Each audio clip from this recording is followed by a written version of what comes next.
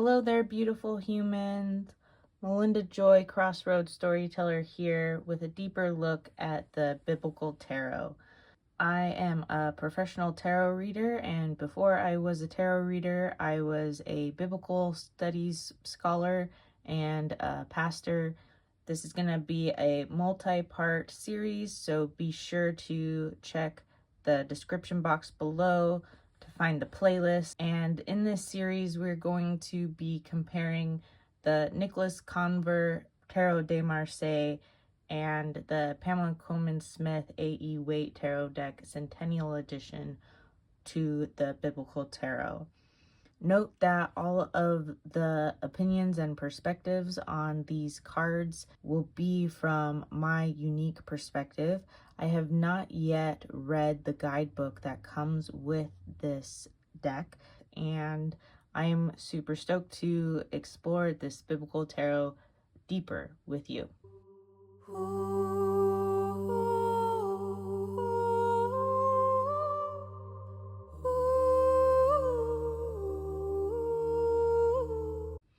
Okay, so today we are looking at the suit of wands or batons or candles. And according to the way I read, this is the suit of fire. This is the suit of excitement and passions. This is the suit of work, the action part of working, also creativity, any expression of passions and desires, therefore sexual energy also. Fire is a fun suit. So for our Ace of Candles, we have Moses in the burning bush.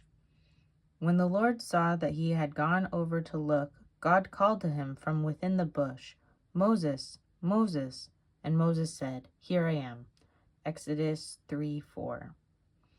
So we have the burning bush, which is fun because in this depiction we have some fire flames coming off of this branch, this green branch, and some people say that this is a nod to the Hebrew yod, which is the spark. And in this depiction over here, we also have a green branch.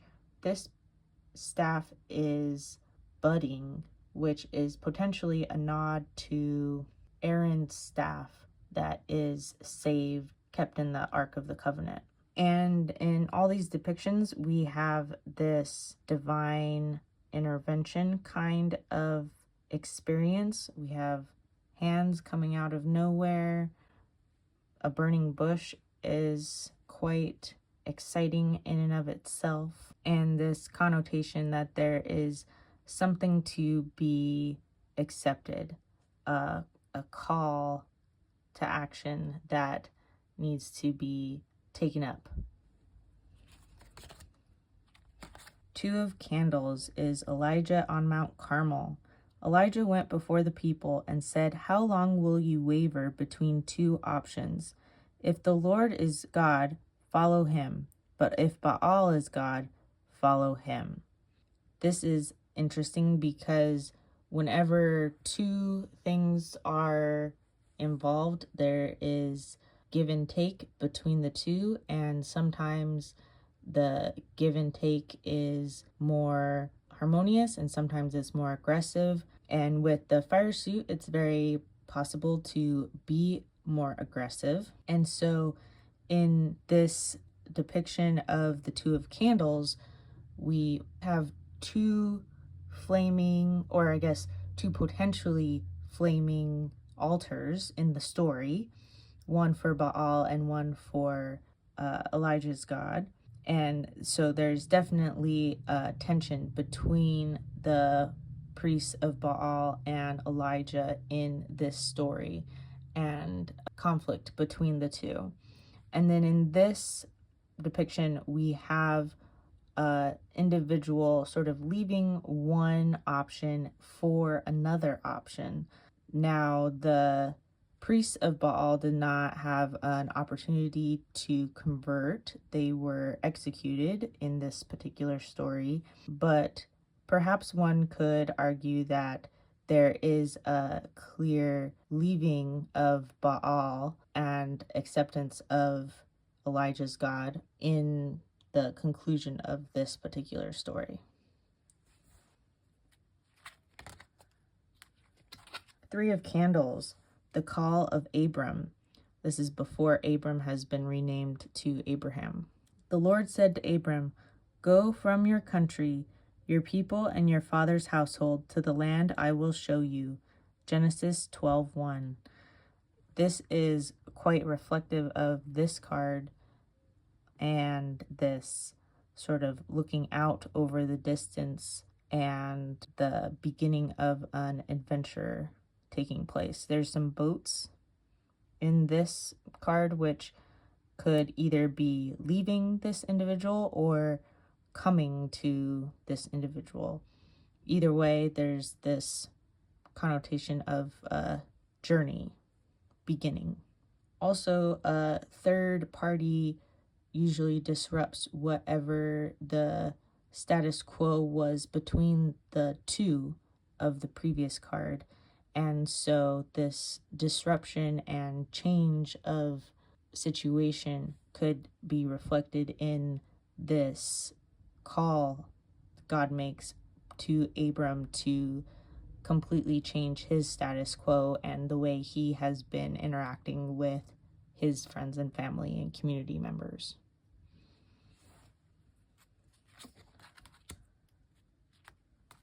Four of Candles, the ark brought to Jerusalem.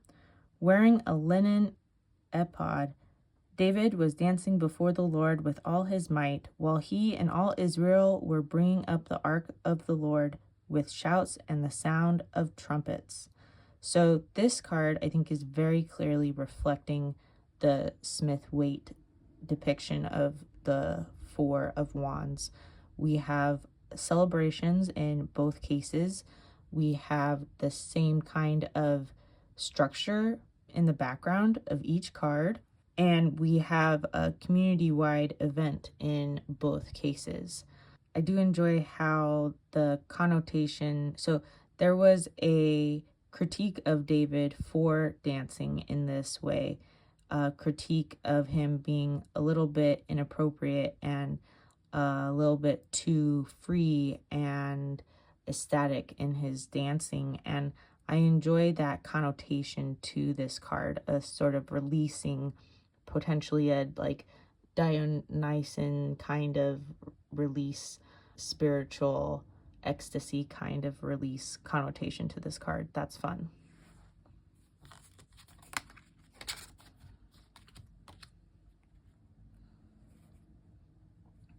Five of Candles, Joseph and his jealous brothers. Come, let us sell him to the Ishmaelites and not lay our hands on him after all. He is our brother, our own flesh and blood. His brothers agreed. Genesis 37:27. So we have a conflict in all of these cards. There was a harmoniousness to the four, a stability in the four that's now been disrupted by the five. We have these potentially young humans fighting, perhaps in play, but clearly not exclusively in play, with some very large sticks that could easily knock one of them upside the head. And here we have the betrayal of an individual by people who should have his back. I think this card also works really well with each other because in this depiction there is a clear odd man out, or just odd individual who's making the even number an odd number. And in this depiction, we have a more metaphorical, less literal odd person who perhaps is not fitting into the norms of his family and is odd in a potentially more queer kind of way. And so he's the odd man out in a different kind of way.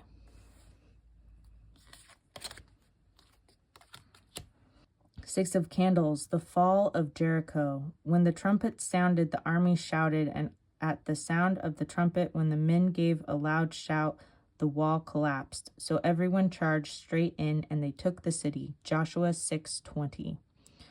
And that is very clearly a depiction of success.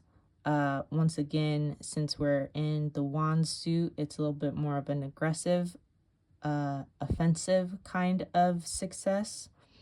Perhaps you could say that the foliage, the super abundant, beautiful foliage on this card is also this expression of beauty and abundance and positive things occurring within the fiery suit. And then in this depiction, we very clearly have some kind of procession. The laurel wreath around the head and on the wand indicate success. There's many depictions of laurel wreaths being the reward for succeeding in sport or political situations, etc. So, general theme of success. 7 of Candles, David and Goliath. David said to the Philistine, "You come against me with sword and spear and javelin, but I come against you in the name of the Lord Almighty, the God of the armies of Israel, whom you have defied." 1 Samuel 17:45. I really enjoy this card. This was a verse that was turned into a song when I was a small human, so that verse feels good in my body. And once again, we have some strife. The beauty and abundance of the 6 is now disrupted. We also have someone who is on the higher ground but fighting many opponents, which is interesting because here the many opponents have sort of been condensed into this overwhelmingly large, scary man. And this is a fun depiction of this card in my perspective. I appreciate the nod to the stress and discomfort of this situation. However, in this card, the humans who are stressed out are the onlookers. It's King Saul and David's brothers who are stressing out, not David. And I think that's a fun twist on this card meaning, that the individual coming up against the struggle has the opportunity to trust instead of freak out. Thank you so much for looking at the Biblical Tarot with me a little bit deeper. Be sure to like and subscribe, and you won't miss any of the future content that's coming. So many blessings.